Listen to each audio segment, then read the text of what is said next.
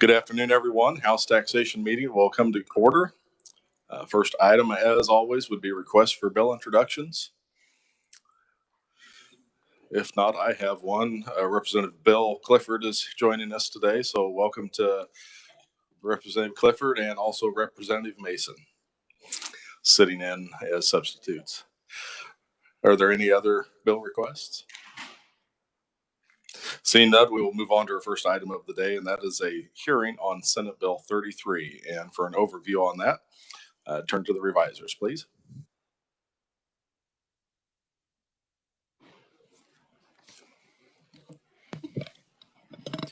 Thank you, Mr. Chairman. Senate Bill 33 makes changes to the Kansas income tax subtraction modifications, the Kansas standard deduction, and the homestead refund program. Under the Kansas income tax subtraction modifications, commencing for tax year 2020, the work opportunity credit and the employee retention credit disallowance would be allowed to the extent of a subtraction modification of 25% of such disallowance. Commencing for tax year 2023, all benefits received from the Federal Social Security Act that are included in the federal adjusted gross income of the taxpayer would be allowed as a subtraction modification. Commencing for tax year 2024, all amounts received by retired individuals under all retirement plans to the extent included in federal adjusted gross income would be allowed as a subtraction modification. And then lastly, commencing for tax years 2018 through 2020, the federal net operating losses arising under the CARES Act would be allowed as to be carried forward up to 20 taxable years. Additionally, for tax years 2018 through 2020, taxpayers would be eligible to submit a claim for refund or amended return limited to this provision before April 15th of 2025. Moving on to the standard deduction, the Kansas standard deduction would be indexed to the cost of living adjustment starting in tax year 2023. And then the final provision dealing with the Homestead Property Tax Refund Act.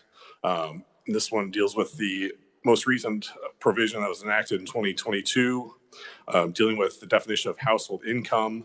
Would exclude all income received from the Federal Social Security Act from the definition of income.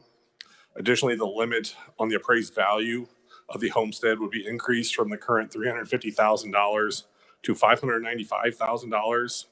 And such increase would be further increased each year thereafter to reflect the average percentage change in statewide residential valuation of existing residential real property for the preceding 10 years. The household income and appraised value change would apply retroactive to tax year 2022. And with that, I'd be happy to stand for any questions.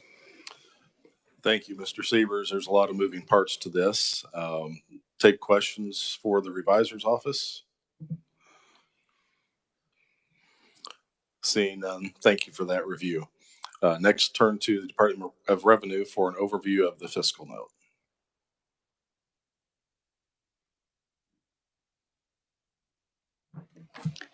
Mr. Chairman and members of the committee, Kathleen Smith with the Department of Revenue. Senate Bill 33, as amended by Senate Committee of the Whole, is estimated to reduce state general fund receipts by $280.2 million in fiscal year 2024, $440.5 million in fiscal year 2025, and $451.4 million in fiscal year 2026.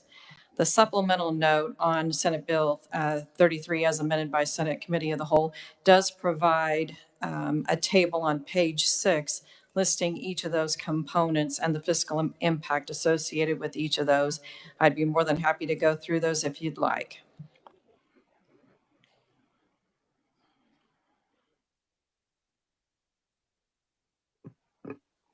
Yeah, I think the fiscal note we have in our packet is the original fiscal note. I'm trying to pull up the supplemental note here.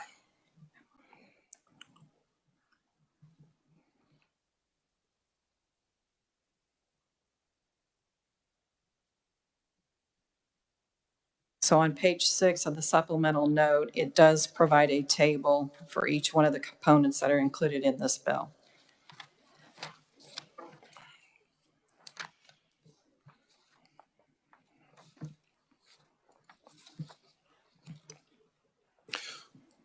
Does anybody have any questions? Or I know if you go out onto the KS Legislature website and pull up the page for Senate Bill 33, you can pull up that supplemental note.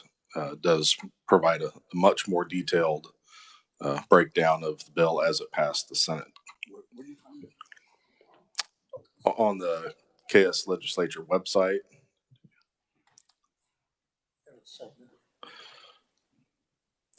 It's not in the S drive directory.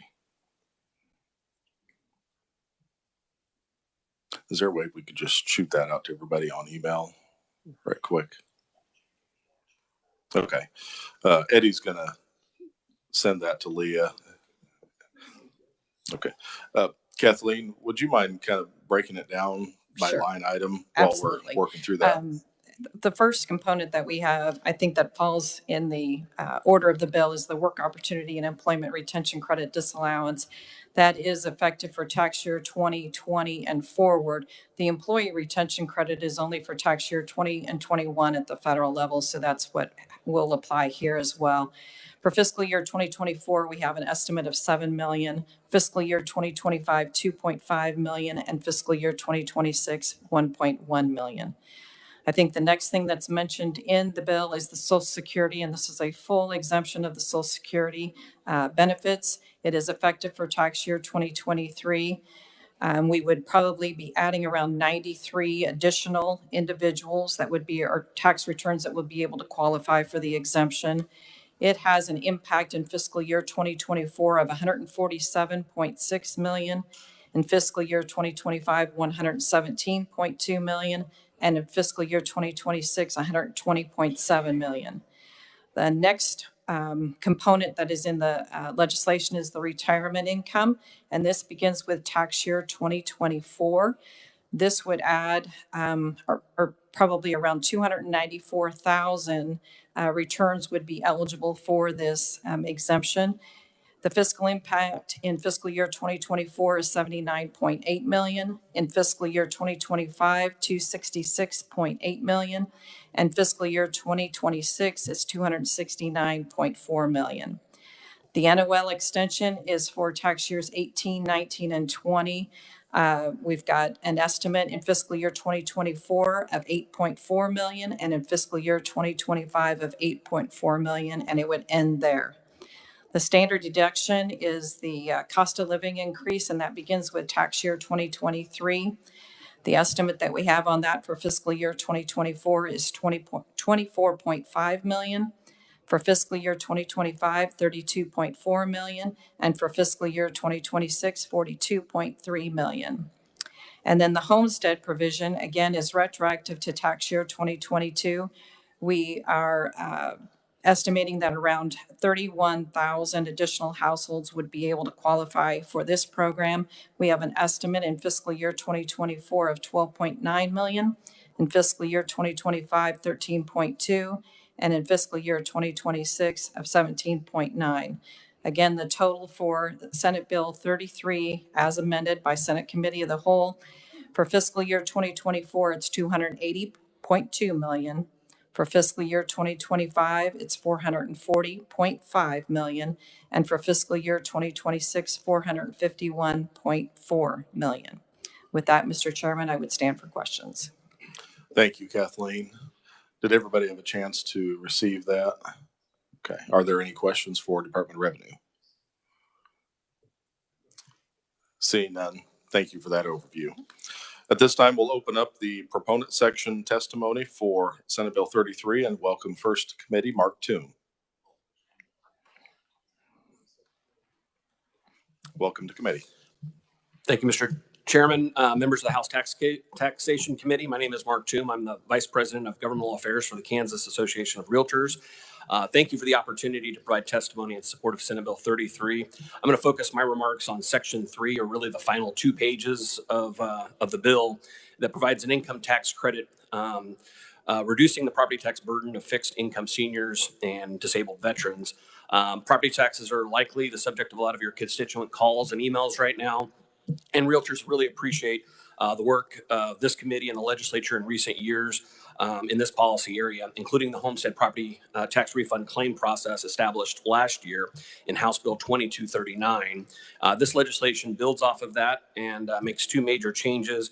First, it excludes Social Security income from the calculation of total household income, so brings in more people into the program, and then also increases the maximum appraised valuation from $350,000 to $595,000, which is it's a sizable jump.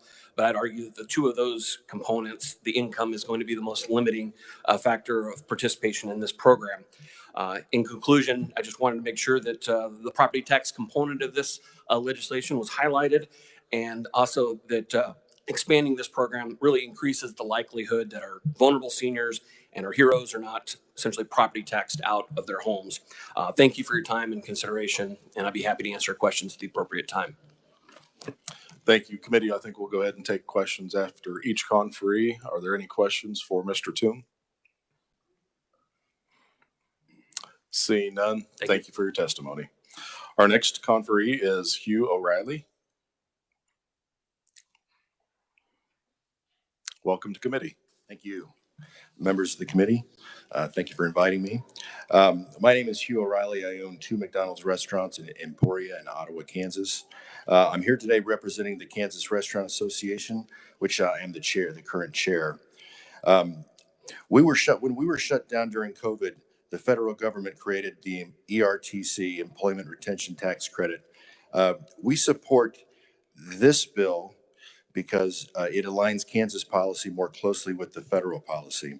Basically, Kansas taxed the wages twice at the employer level because the revenue, KDOR, is disallowing the modification to restore the wage reduction, and at the employee level, as the wages are taxable income to the employee. We think this is inconsistent with other programs and deserves to be corrected to not cause additional liabilities, largely within an industry that has been decimated by other government decisions. From a personal standpoint, we had to close our lobbies for almost 2 years. We were very fortunate. We have a drive-through, we have essential workers. We got through this, but a lot of other restaurants didn't. As we've moved farther from COVID, a lot of people forget we're still going through some of the repercussions of that. This would help restaurants tremendously. Any kind of financial support we can get today will kind of keep the doors open. From a personal standpoint, this for us was anywhere from $10,000 to $15,000 to $20,000 for our accountant said for that year. And in many states, that was 100%, which is where we thought it should be. So I know that this is a small part of the overall bill, but I would encourage you to look at that ERTC closely. Thank you. Any questions? Thank you. I guess I just had one question. This provision was in the original bill as it passed through the Senate committee, was it not? I wish I could answer that for sure, but I think it got knocked down to 25%, and then it got mixed up with WOTC as well. We wanted it 100, obviously. We want to keep WOTC at 100 as well. Okay. So I just wanted to point out that I think this was kind of some of the original intent in the bill. If I remember right. From the federal side? Or? No, in the House committee when Senate Bill 33 was originally introduced. Yeah, that's consistent with it. Okay. Committee, are there any questions for this conferee? Seeing none, thank you for your testimony. Our next conferee is Glenda DuBois.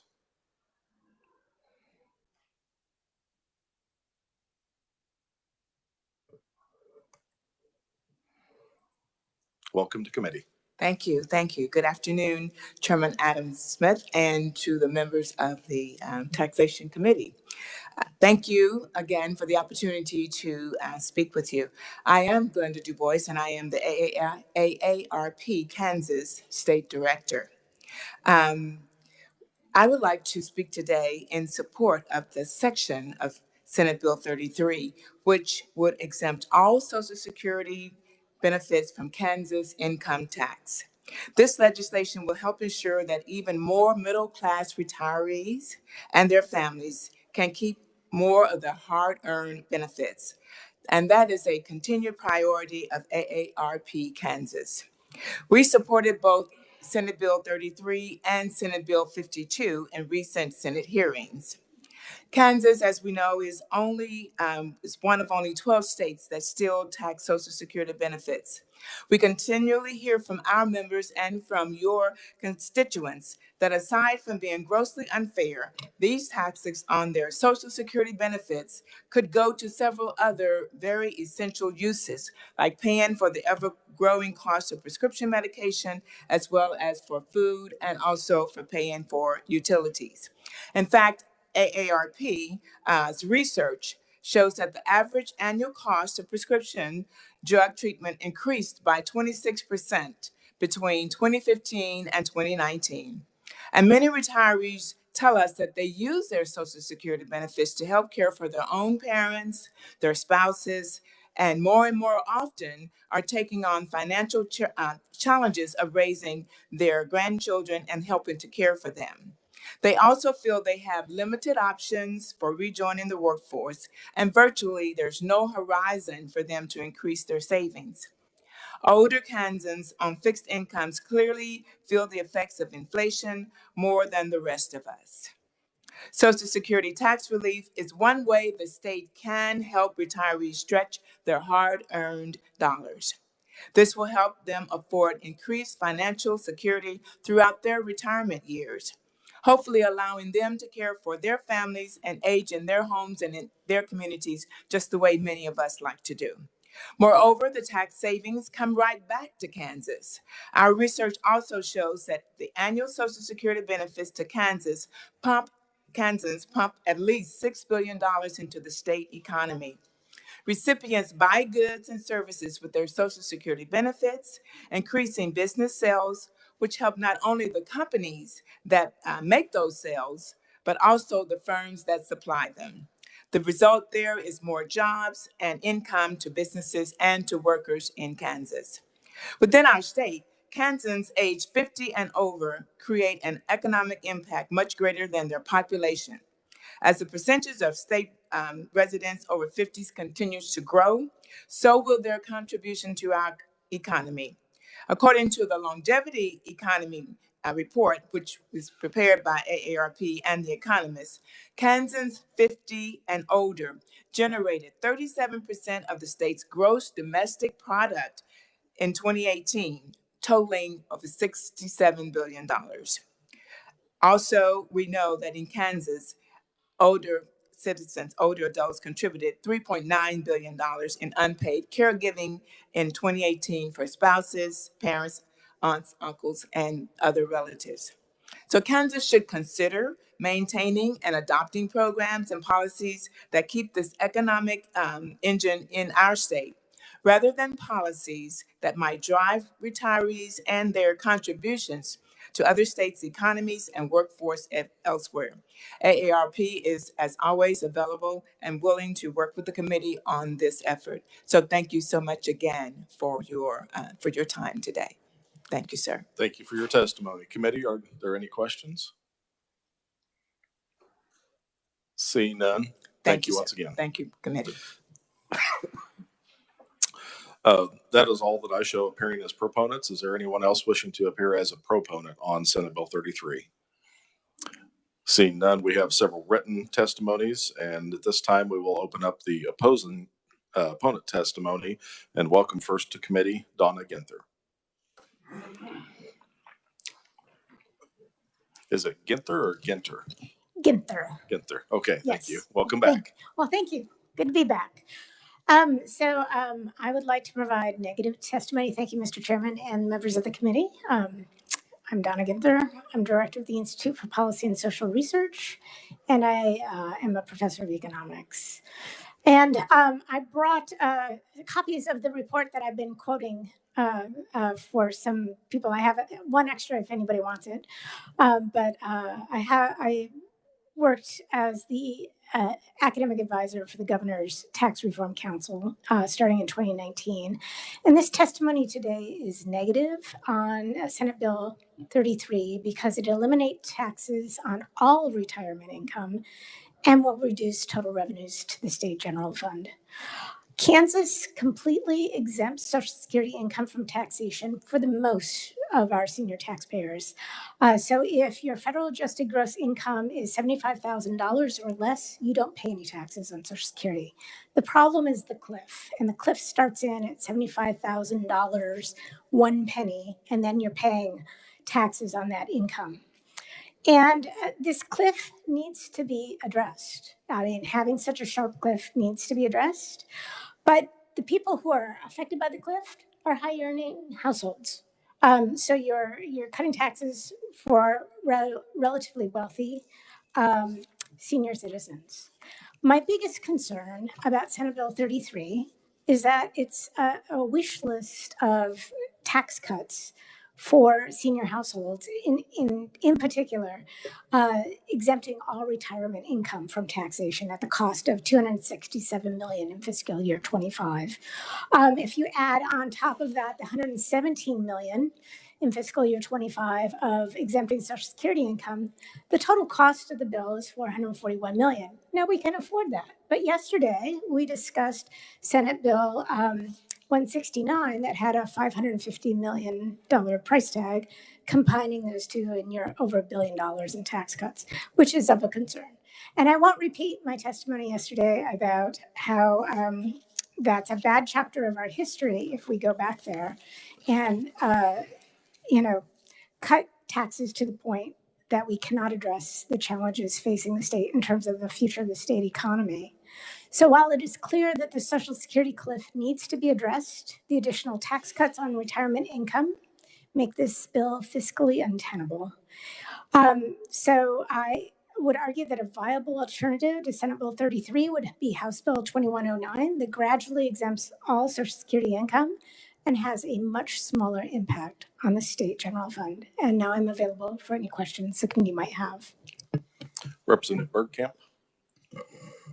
Thank you, Mr. Chairman. Thanks for being here again today. And, I will say that the past couple of times, I don't think I've necessarily agreed with you, but I'm 100% with you this time. So I just want to say I'm glad we're both on the same page here. Thank you. Thank you. Would you mind speaking to the exemption of all retirement income? I know there's lots of different programs out there. Is there a possibility that under this bill, certain retirement accounts are not taxed going in, and now they would not be taxed going out? I mean, if you think about IRA accounts, they're not taxed going in. And if you have a Roth IRA, that's taxed, and then not taxed coming out. But so we're taking a sizable chunk of income and never taxing it, right? If we exempt all retirement income. Now, I understand that state employees' retirement income is not taxed, but state employee wages tend to be lower than wages in other parts of the economy. So this is a benefit to our state retirees. So why are we exempting a large swath of tax incentivized or tax deferred income from taxation completely? That's the question that I posed to the committee, and I think that is costly to the state. Committee, any further questions? Representative Corbett. Is there anything that you like about this bill, or you'd like to tweak it to make it better so that the retirees can get some kind of a break in this state? Well, I think that addressing the property tax issues are critically important. Retirees tend to be on a fixed income. And so the homestead provisions, I think, are reasonable. And I think that the committee, before the end of the session, will be hearing a lot from from our state constituents about property taxes. So thinking along those lines, I think that's valuable. Addressing the Social Security cliff is also important. I don't know that I would agree with just eliminating all taxes on Social Security income, but making it gradual or a phase-in seems much more reasonable than just, $75,001 in your tax. So those two provisions, I think, are important and will be meaningful for our senior citizens in the state. But exempting all retirement income, I think, would be problematic and costly.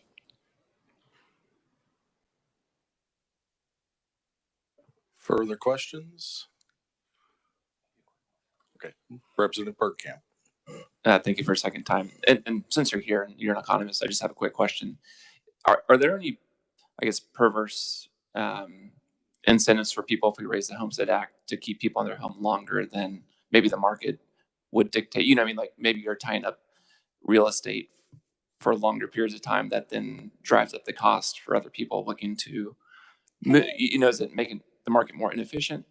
I think that having elderly parents who want to stay in their home, come hell or high water, I think that it's good for people to live independent lives in their home. And, they've worked hard, they've been citizens of the state, and I don't think that really distorts the market, right? Where you see those market distortions are like in California, where you have Proposition 13, and you keep that house in the family, so you keep artificially low property taxes. We don't face that, and heaven forbid that we would ever. But, as long as we can allow our senior families to live independently, I think that's all the better. Okay, thank you. Representative Sanders. Thank you, Mr. Chairman. So I'm not really tracking with what you're calling retirement income. A lot of, if you sell your house because you're retired and you're an empty nester and you're downsizing, aren't you still going to pay a capital gains? Yeah, you'll pay a capital gain on your Oh, house. okay. So essentially, isn't that like a retirement income tax? It is a tax on a capital gain on a house that people have probably held for decades. Okay. And then on relative to the Roth, or rather to the regular IRA, so it's not taxed It's not taxed going in. but it's taxed going out. So it's taxed. It's taxed going out, right? So you pay a tax on it. Well, this bill would exempt that tax on those IRAs that were saved tax-free at the beginning. And you're opposed to that. I'm opposed to that Okay. because of the cost. All right, thank you. Thank you, Mr. Chair. I want to turn to the advisor on the capital gains question because I'm not sure that the conversation was accurate. Yeah, just one step in. I'm not an expert in federal tax, but generally on your personal residence, if you've held it within 2 years, at least 2 years, or 2 times within 5 years, there's a $250,000 exemption in gain when you sell your house that doubles if you're married. So generally, people don't pay capital gains on their homes when they sell. Only the very expensive houses, correct? That's what it sounds like. Right. Yes, perhaps. Okay. Any further questions, committee? Seeing none, thank you once again for your testimony.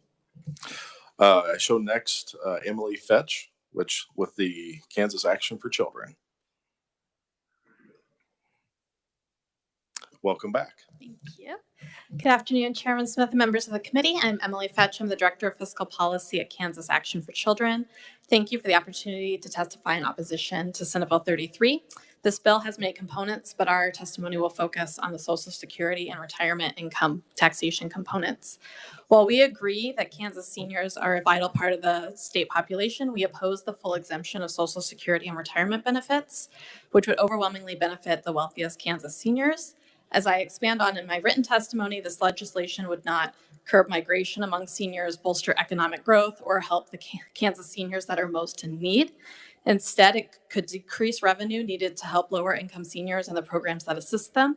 Exempting all Social Security and retirement income would overwhelmingly benefit the highest income Kansans.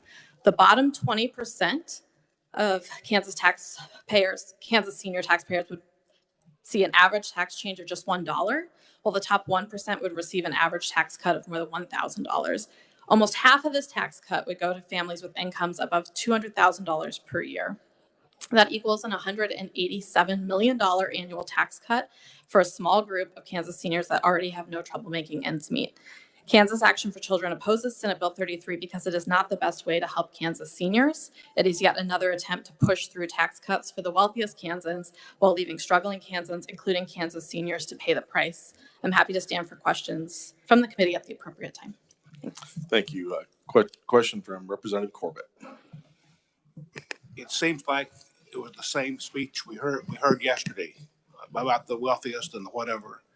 I think your Kansas seniors, after they've paid tax for all these years, that I think they deserve the right to have their income tax back. You know, the tax on it. I mean, when do you stop taxing somebody from the time? I mean, after you've worked all your life, what is your big concern? I can't think of anybody that you know that's retired that wouldn't want their income tax off for Social Security, whether they make 20,000 or whatever it is. I believe they would say yes. Don't you agree? That they would want they'd like to have their income tax free on their retirement. Sure. No. I believe that taxes are how we all come together to afford the things that improve the quality of life for everyone in the state, whether it's Kansas children or Kansas seniors. Representative Sanders. Thank you, Mr. Chair. What level of income do you need to avoid having trouble making ends meet? What level of income? And how much do you need to make before you don't have trouble making ends meet?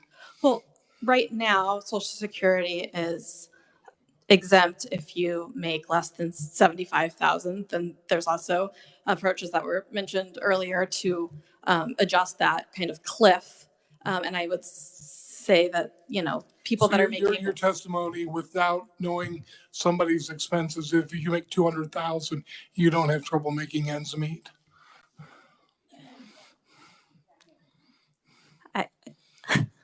I think it would depend on your costs, but I would think that people who are making $200,000 are doing pretty well in Kansas. That's at the high end of the income distribution in our state. Okay, well, I mean, without knowing somebody's expenses, I don't see how you can unequivocally say that at whatever level you don't have trouble making ends meet. Thank you, Mr. Chairman. Representative Clayton. Hello. Wanted to thank you for being here today and to thank you for a lot of your compassion.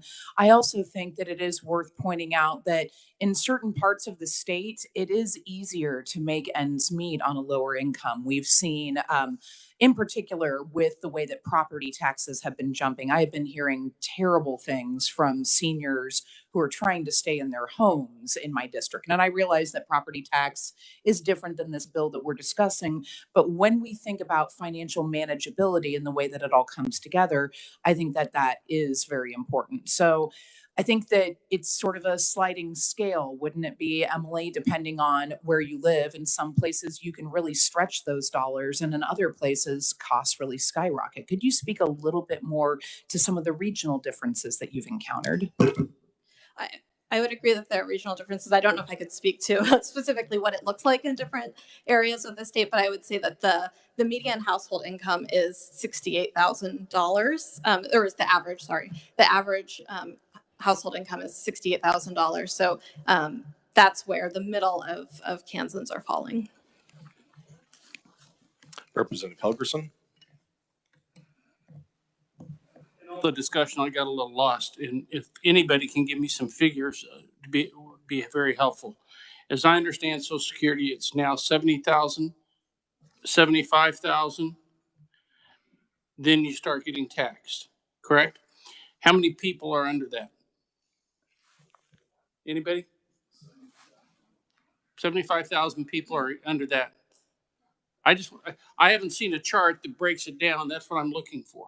Yeah, we had House Bill 2109 and I think 2106 earlier in the session that I think had some detailed information on that. Representative Sawyer's looking for that, but I think those dealt specifically with the Social Security. I think they had some breakdown in the testimony. Did they have figures for the people that were above the 75,000 also? As far as the number? I do and believe so. amount? Yeah, Tom's got something here. Okay. Representative Sawyer, sorry. Yeah, from when we had 2109, it said there were 135,000 that do not pay Kansas income tax right now. When you add the bill that took it to 100,000 would add 32,000 more taxpayers that would get some deduction. And then when you totally exempt everybody, that eventually adds an additional 68,000. That was the numbers from when we had the hearing on 2109.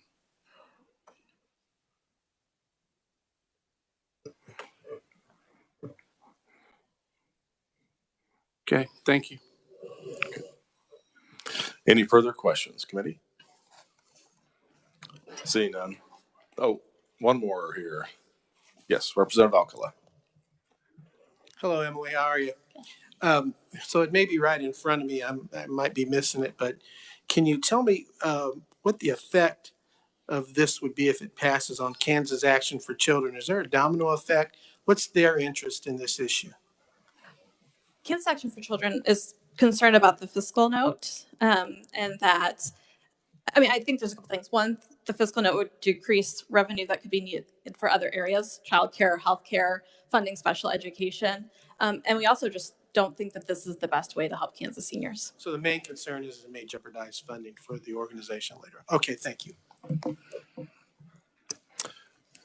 Any further questions? Representative Beeler. I have one other question. So there's a lot of remarks going on here. What is the best way to help Kansas seniors? Because I know I've been personally advised to move out of this state because of the combination of property taxes and things like Social Security taxes, things like that. Said I can move to Florida and other states and get an 8 or 10% raise. So I'm interested in solutions. What is the best solution for a Kansas senior, or what things should we be considered that don't detract from your group's interests? I'm just curious. Thank you. I think that there are other things to look at. I mean, I agree that for seniors, property taxes can be of a concern. I think for my silly answer is my parents were thinking about leaving the state, and I just gave them a grandchild, and now they're gonna stay around. So I think the more grandkids to keep people here. But I do think that the quality of life. I mean, people do tend to move because of jobs, which wouldn't necessarily apply to retirees, right? Or family. People want to be close to their loved ones, and so I think that investing in working families, investing in children, raising the quality of life in our state is going to make all generations want to stay here and continue to grow roots in our state. Thank you. My grandkids are not in this state, but point well taken. That wasn't a silly answer. That was a real answer. I think that's a lot of motivation. No further questions. Thank you for your testimony. That's all I show appearing before the committee as opponents. Did I miss anyone, or is there anyone else wishing to appear as an opponent to Senate Bill 33? Seeing none, we will close the hearing on Senate Bill 33, and our next item of business for today is final action on House Bill 2254. And to review that, I'll turn to the reviser, please. Thank you, Mr. Chairman. House Bill 2254 would classify as land devoted to agriculture, land that is utilized as part of a registered agritourism activity at a registered agritourism location by a registered agritourism operator. Such classification would apply to, but not be limited to, all land and buildings, whether permanent or temporary, that are utilized for such agritourism activity. Additionally, the selling of any items by a registered agritourism operator that includes, but is not limited to, sales made from either land or buildings would not change the classification of the land as a result of such sales. Thank you, Adam. Committee, are there any questions for the reviser? Representative Corbett? You got a question for the reviser, or do you have? Okay, we'll take any questions for the reviser first. I just had one point of clarification. We spoke a little bit before committee. The bill as it's drafted right now would take effect July 1st of this year. And so then it would not be the valuation notices that just went out. Does this impact the property taxes for this year? That is correct. We did have kind of a discussion on that, and to be honest with you, it's unknown just because we don't specify the exact date. So specifying the tax year of 2023 would probably be a recommended, or at least to specify the year that go into effect would be a recommended change. Okay, I'll probably have a conceptual amendment, but I will turn first to Representative Corbett. Thank you, Chairman. when you get ready to work this bill, I do have an amendment for you whenever you're ready. Yep, we are ready. The floor is yours. Okay. I'll have Adam pass it out. Basically, what it says is that no county or city or local municipality would, let me read it here. So the property utilized as a registered tourism location and the amendment there too, basically what this does is it takes the building code problems from the county and city and township away from the people who are doing it. So it's just like, for example, you're trying to do something maybe in your barn or trying to get some agritourism thing, and they'd say you need a fire suppression system. Well, you don't. It's just overkill, and that's another way they use it to shut you down. There's about 245 million acres, 56,000 farmers and ranchers, and I think if we get this stuff passed, it'll give them a great chance to expand this operation.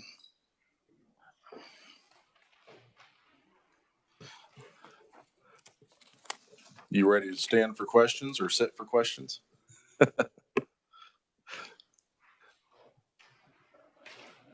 You're done for now. Do we have a second? Representative Awerkamp with a second. And committee, any questions? Representative Sanders. Thank you, Mr. Chairman. So, I mean, I like this amendment, but do we unilaterally have the power to do this?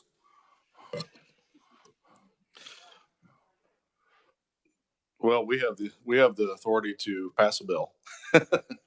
I was questioning the revisor as I read this and it was being distributed. We might be borderline on single subject content because the original bill is a property valuation and classification bill. This is dealing with something a lot different.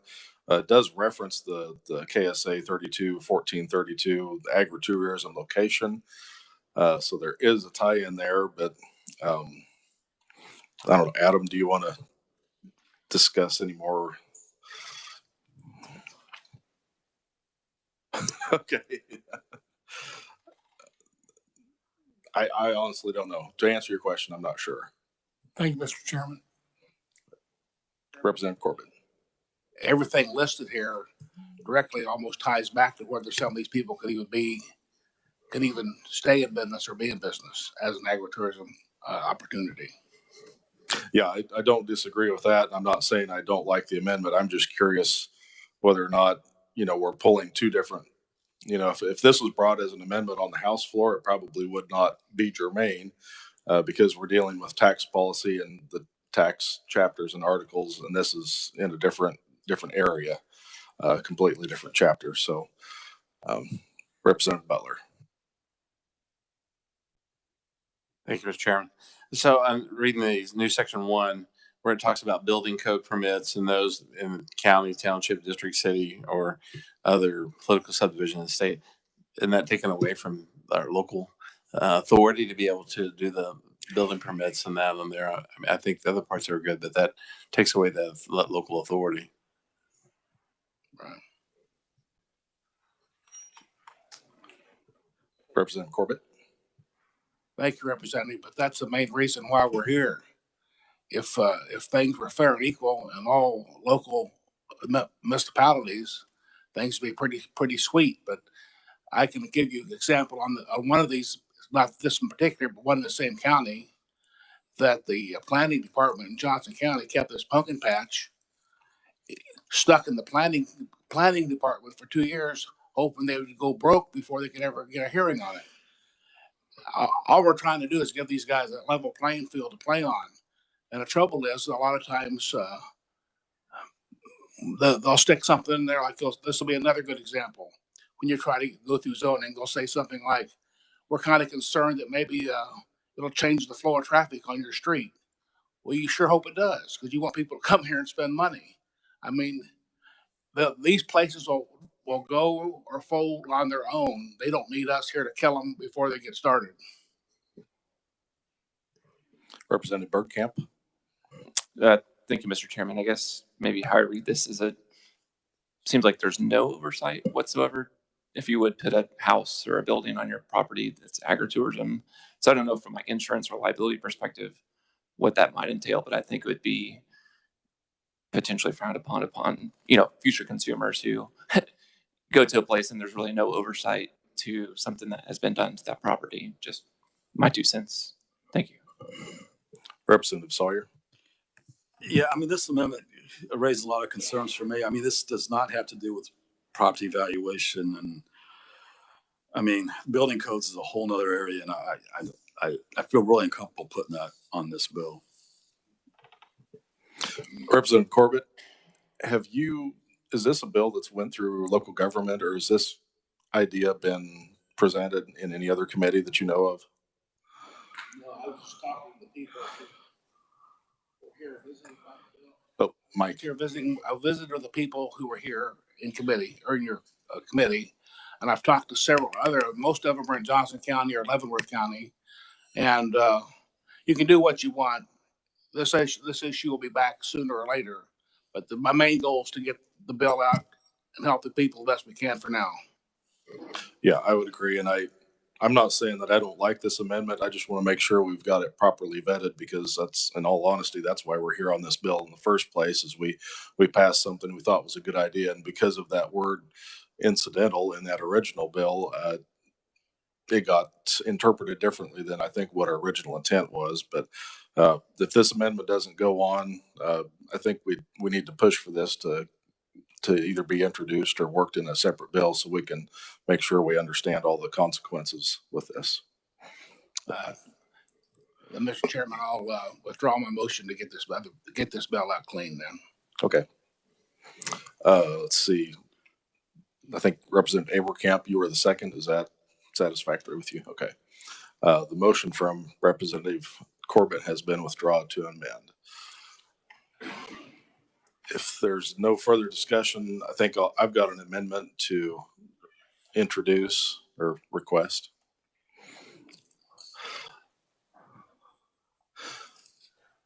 As they're distributing that won't be the conceptual amendment I talked about at first. This is an amendment that we worked with through Department of Revenue to make sure that the clarification needs for the department were met on what is and what isn't an agritourism activity. If you remember during the hearing, we kind of talked about putting some parameters. Do you call it 50% of the goods that are sold, 75%, 100%? Had some discussion with the proponents. Do you try to include a reference to Schedule F? Ultimately, this is the decision I think that the Department of Revenue was most comfortable with. I did look at trying to, the revisor and I worked through referencing Schedule F as a qualifier. I didn't want to start that ball rolling down a slippery slope to require federal forms for this, so we left that out. I think if it looks like there's abuse in the future, maybe we can come back and look at this. But initially, I just wanted to have good clarification from the department so they know what is and what isn't qualifying as an agritourism activity and therefore properly classified. With that, I would look for a second. Representative Helgerson. Adam, do you want to define that any further? Is there any questions about what the amendment is accomplishing?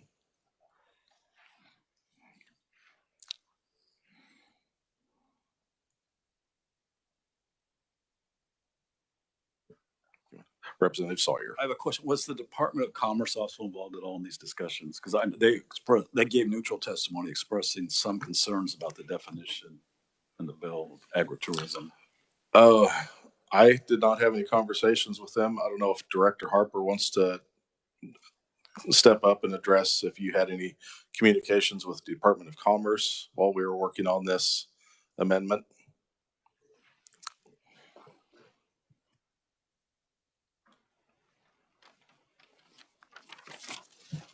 David Harper, Department of Revenue. I reached out to Commerce and Department of Ag. I heard back from Department of Ag. I did not hear back from Commerce on this.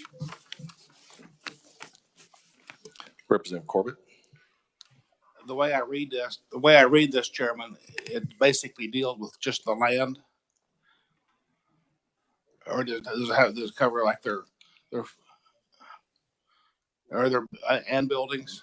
They're both on there. Yeah, the very last Yeah, sentence on the amendment there, it includes or buildings, Yep, land or buildings. Thank you.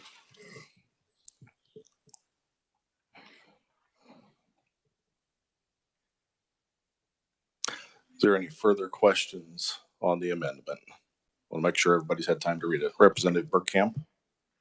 Thank you, Mr. Chairman. And I think to the previous representative's comment about the Department of Commerce, I think initially it was kind of an expansive definition. And I think just looking at the statute that it references, to me, I think it's still fairly broad. So I don't know if it still pulls in my mind, maybe more than I'd be comfortable with defining what's a agritourism activity at this point in time. Thank you.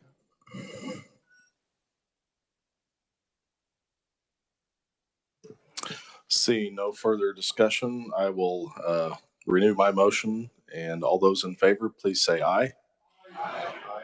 Opposed, no. Motion carries.